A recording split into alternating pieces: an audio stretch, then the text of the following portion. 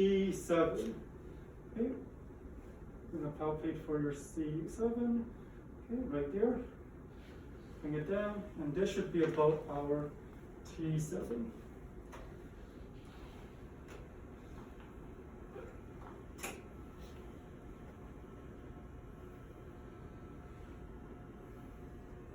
Oops, sorry.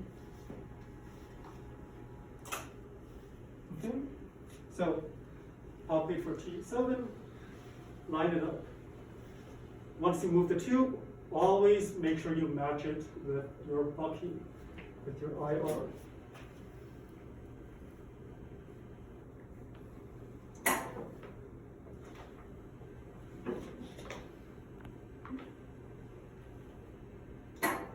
So you're lined up right there on the dot, literally on the dot. Now, if we try to shoot an X-ray right now, what do you think we would see? Arms. We will see some beautiful arms inside the lungs. So, for lateral chest X-rays, we need to lift both arms up over the head. Okay, so try that here. Now, what happens when a patient does that? If you take a look at her back, you see how it curves now, right? This makes it very difficult to center to your MCP. The front of the body is going to be here, and then the shoulders are going to be all the way back here. So we need to straighten out the back. Okay, so I'm going to bring your hips back a little bit, shoulders forward. Okay. So now her back is a little bit straighter. Okay. Is it easy for you to hold your arms like this? That means you're a healthy patient. Most patients can't do that. So we have a horizontal bar. Okay, we take this, throw it over here, twist to lock it in place, and we can have them rest your arms here. Okay, which makes things a bit easier. All right, get as close to the board as you can, all the way, hips as well, all the way by the board. Good. Okay.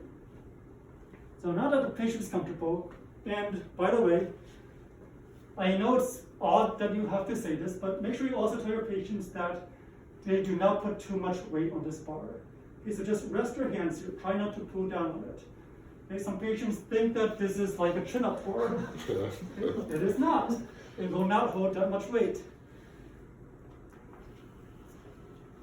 All right, so from here, we can now try and adjust the patient's back a little bit easier. So, Sharon, what I want you to do, can you bend your elbows like this? Good. So, do you see how by doing that, her back suddenly straightens up? And she's no longer arched like this, but she's actually standing straight. So, we're going to look for that MCP, the mid-coronal plane. Okay? So we lined this up with the mid-coronal plane. We're lined up with our T7. One way to check to make sure you have the correct mid-coronal plane, just like with the mid-sagittal plane, is look at your collimation. You should have even amounts of light on both sides of the patient. Also, when you're looking for the mid-coronal plane, do not include breast tissue as part of your calculations. Just because a patient has large breasts, you do not measure from their back all the way out to the front of their breasts. That is not going to give you MCP. MCP is going to be looking at just the thorax, okay, just the ribs. So just take a look at the body, ignore the breasts, and use that for your MCP. Just like before, once we have the patient nice and lined up, we're going to collimate. Okay, so we're going to bring the collimation in, all the way, okay, really close to the skin, just like that, okay? When you look on this side, the same thing has occurred. A very important consideration for laterals, that's really cute by the way, I like that camera. Another consideration for laterals is rotation. Okay, so you want to make sure that the patient is fully lateral, they're not twisted. You want the lungs to be perfectly on top of each other, superimposed when you get the picture. So to do that, you want to check the back in 3 locations. Check the shoulders, check mid-back, check the hips. Okay, that is my recommendation. You want to check 3 locations. Can you repeat that?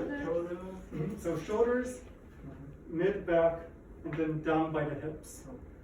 The reason why I say this is because different parts of the back can rotate independently. So if you only check the shoulders, and there are some checks that only check the shoulders, you might miss rotation that occurs at the hips, okay, or vice versa. So my recommendation, personally, always check at least 3 parts of the back.